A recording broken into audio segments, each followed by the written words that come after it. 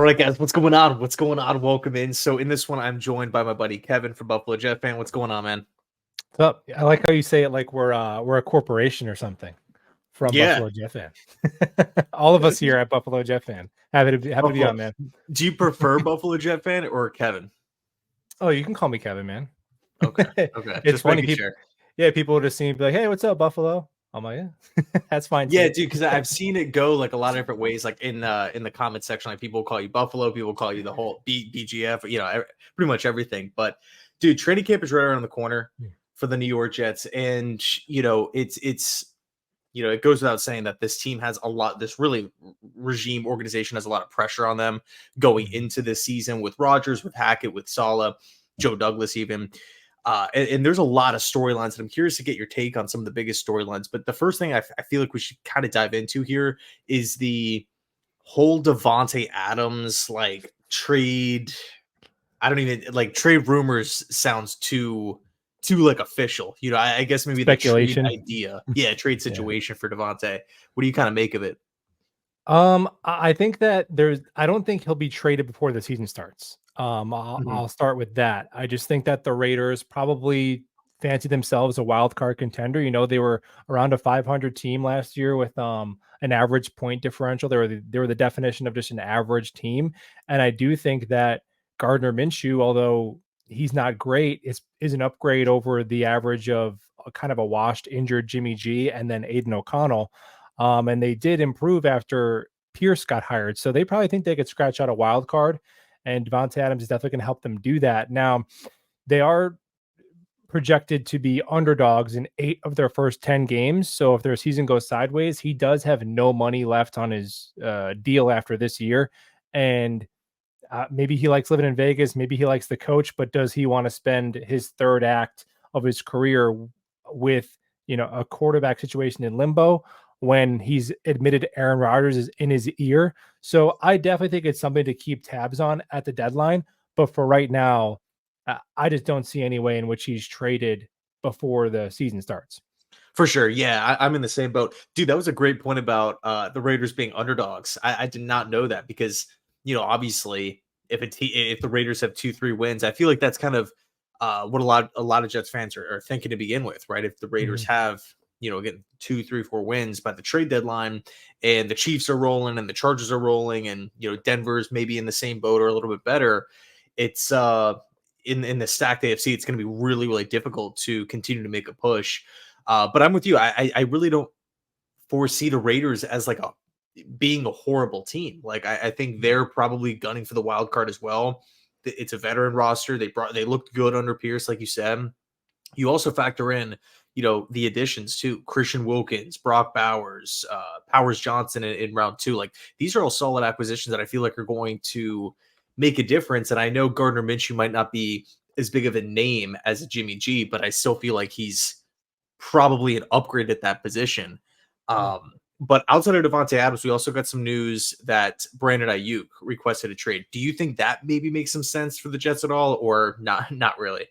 I think it's less likely than Adams just because, well, the reasons why I would want Brandon Ayuk more than Adams is because he's younger, right? But that's also the reason why he would cost more. If I'm the Niners, I'm not giving him up for anything less than a first round pick. I don't see why you would. When Stephon Diggs, who's going to be 31, just went for a second round pick. AJ Brown's first round pick a couple years ago is probably a good barometer for his price. And then you're talking an extension of 27, 28. As high as 30 million a year. Ayuk was just listed as the 9th best receiver according to the execs and scouts rankings that just came out, and I think that's about right. He was phenomenal last year. He had a historically efficient season. So in a vacuum, would I take Brandon? Like if we get a tweet tomorrow, the Jets trade for Brandon Ayuk, I'm stoked because we have that immediately becomes one of the top 3 wide receiver tandems in the NFL. Him and Garrett Wilson.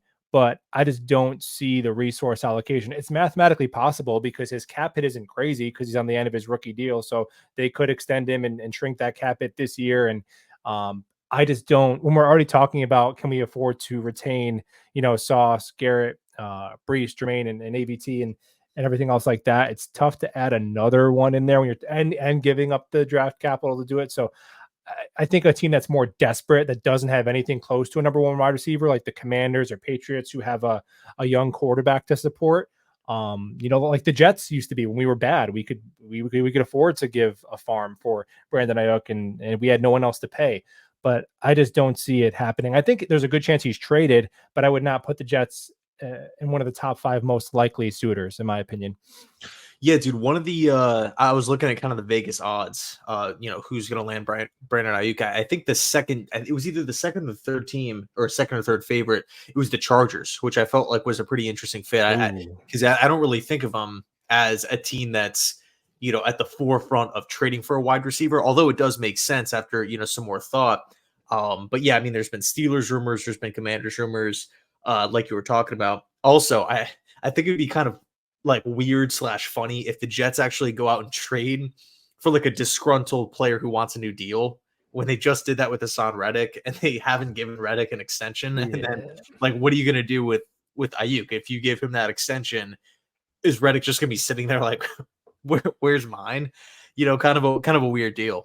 Yeah, you'd obviously have to extend Ayuk. That would be part of it. I think Reddick's situation is just a little bit different due to his age. I'm hoping they could do something to get him in camp. I don't know if I would be okay with guaranteeing his money this year and tacking on one more year to it. So he's kind of here for like the 2-year Aaron Rodgers window, and then his money is off the books when the cap hits of the 2022 draft class start kicking in, and he's towards his age 32 season. I don't know if he'd want to do that. Maybe he wants to just ball out this year and go get more guaranteed money, which would be fine by me. The Jets get a comp pick back for that. But I don't think the Jets are going to cave and give him this 3-4 year deal that he might be wanting. I think that they are looking to probably rent Hassan Reddick again. When I saw that trade come in, when I saw that pick being in 2026, and I'm like, all right, you're going to rent him for 1 year, 14 million. That's a good deal. He's like the 25th highest paid edge. There are not 25 edge players better than Reddick.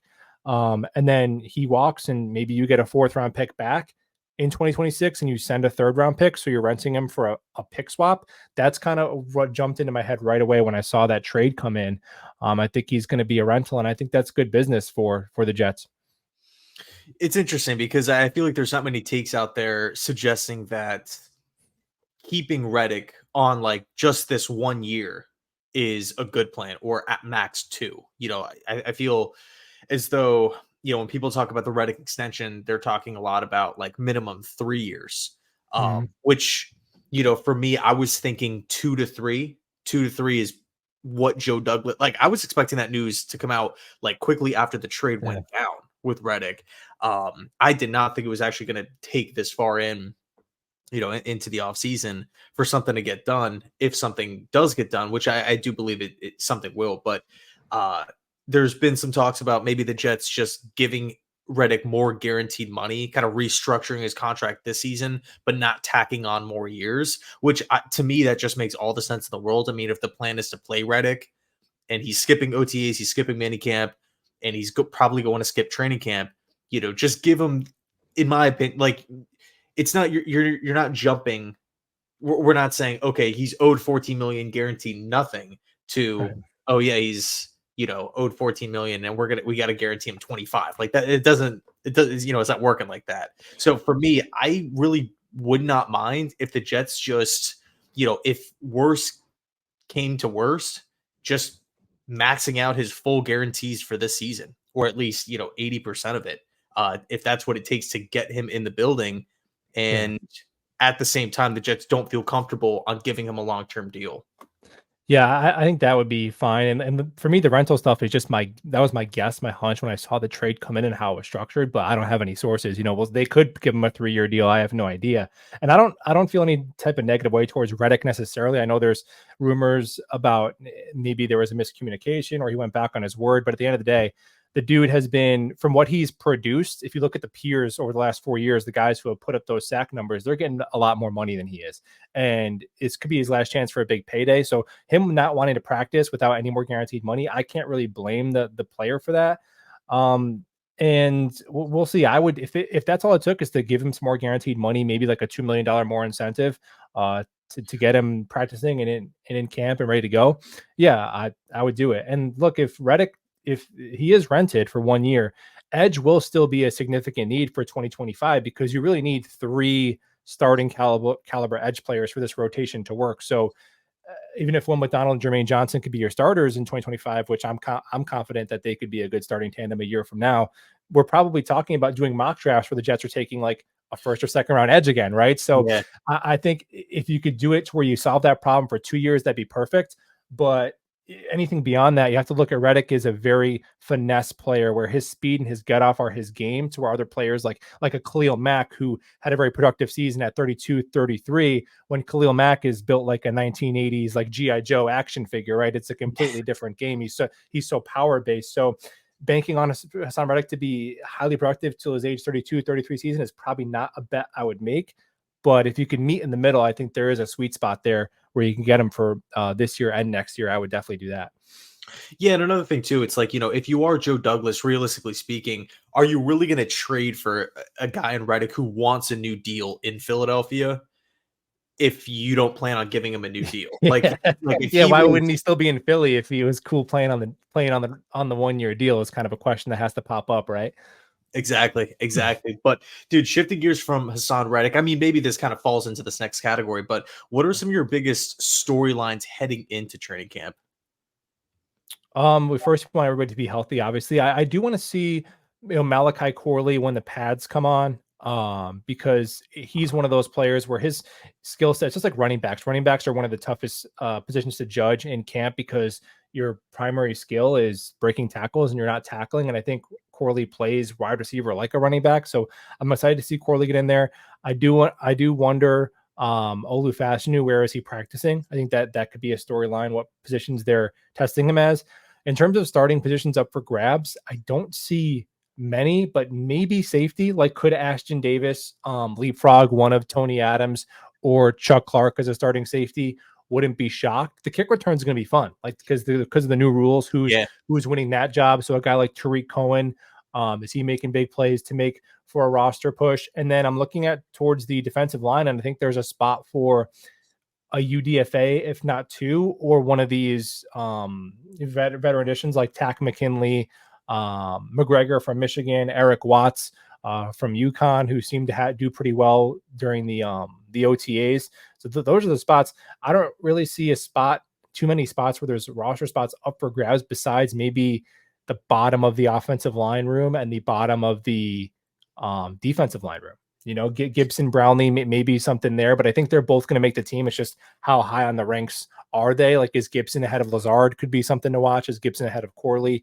But it's tough, man. I feel like those those rarely transition to by week one. With the start of camp, but we'll see. Yeah, dude. I mean, you never really know. For me, I'm focused on the really on both sides of the trenches.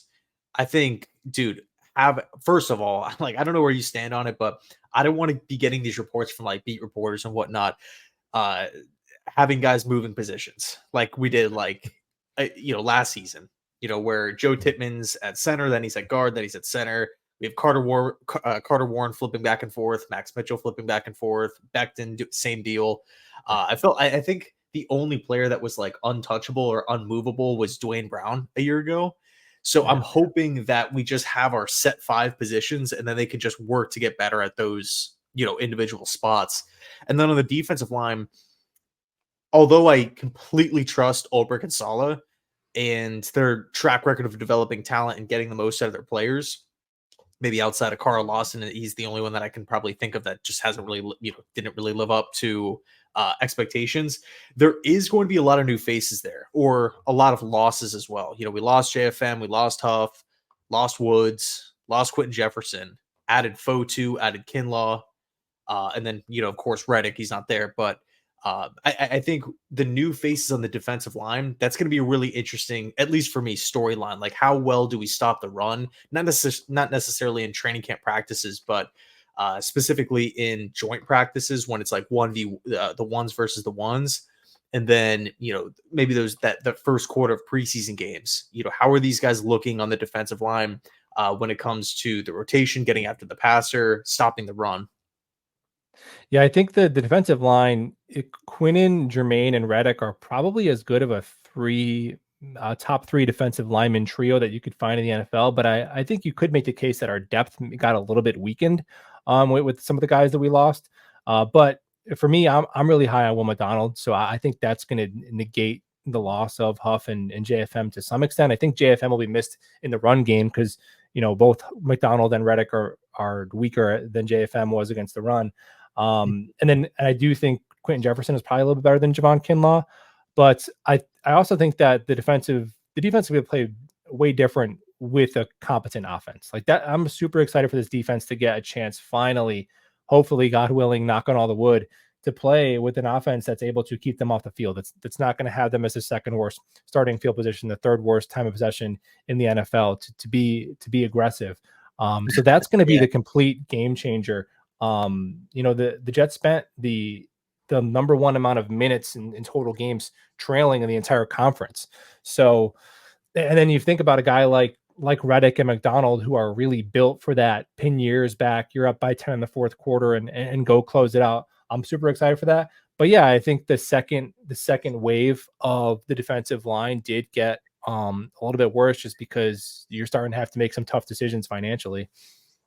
Yeah, dude. And I guess that kind of leads me to the next, really the last point here, which is, do you think that the Jets are going to be adding any more free agents, whether it's, cheap minimum 1 year contract, David Bakhtiari, Donovan Smith, or bigger name, bigger contract, Justin Simmons, Quandre Diggs, something like that? Or are you kind of in the mindset of maybe the Jets are in wait and see mode, have 2, 3 weeks go by, see where we're a little weak at, see if there's any injuries, and then make a move? Yeah, I don't think the Jets are going to sign anybody who is going to be a starter. Like Justin Simmons. Is Justin Simmons better than every safety we have? Yes. Again, I'd be stoked if we sign him. I just think that looking at the salary cap space they have, I think they're going to maybe add a vet minimum deal here or there, something like Connor McGovern, something like that, and then keep that little chunk of 5-6 million they have and that extra third round pick that they kicked from this year to next year and wait and see where they're at the deadline. In the wide receiver room, is Mike Williams healthy? Is Malachi Corley coming along well? Has Gibson or Brownlee taken the leap? Has Lazard bounced back? If those variables go our way and we're good, if they don't, then maybe you could add a receiver. And same can be said for other positions. I think that the safeties they're going to go with are the four that they have on the roster with Oliver, Clark, Ashton Davis, and Tony Adams. This regime has told us we're going to be mid at safety. It is what it is. We're going to have mid, cheap safeties, and we're going to have great corners, awesome linebackers, awesome defensive linemen, and it's worked. We once had LaMarcus Joyner starting on this team, and we still had a top 5 defense. So Yeah. if they Yeah. can be good enough at safety, I think we're fine with it. And so no, I don't think so. You have to think they salary dumped JFM, right? Pretty much, who was a good player, who was well liked and well respected. So to do that and then go spend that money somewhere else, I don't really see it. I think they're pretty pressed financially, and they're going to just wait and see how the season starts. Offensive tackle, I don't see it either because I think you're going to have Smith, Moses, Fashanu, and Carter Warren. Like they're not going to cut Carter Warren, a 4th round pick, to bring in some veteran on a 1 year band-aid deal. So I don't. I think the offense. I think pretty much. I don't think there's going to be a player who makes the 53 that's not already rostered. Maybe one that's like a last day cut that comes over for special teams or something, but I don't see a lot of glaring. There's question marks, but there's no holes, if that makes sense. Yeah. Yeah, the more, unclear pictures or, like, Yeah. uncertainty in specific spots. But really one of the main, reasons why I asked the question here is because the Jets, like, randomly I mean, at least I can only speak for myself here, but when I saw this news, I was just like, "What the hell?" Like, I just didn't see it coming. It was the Jets signing Tariq Cohen. Like, we already have, like, the surplus of young, cheap running backs, and then we go out and we sign Tariq Cohen. And I know there was, some kickoff, special teams implications, obviously, but I'm just talking maybe like a signing like that. Like, whoa, this just came out of the blue, cheap 1 year deal. We'll see what happens. But yeah, Kevin, dude, thanks so much for hopping on, man. I appreciate it. Anytime. And for everybody listening, of course, Kevin's link to his YouTube channel and Twitter will be listed down below in the description box. Buffalo Jet fan if you don't know him, but I'm sure you guys already do. Anyway, thanks so much for watching. I appreciate it. And as always, go Jets.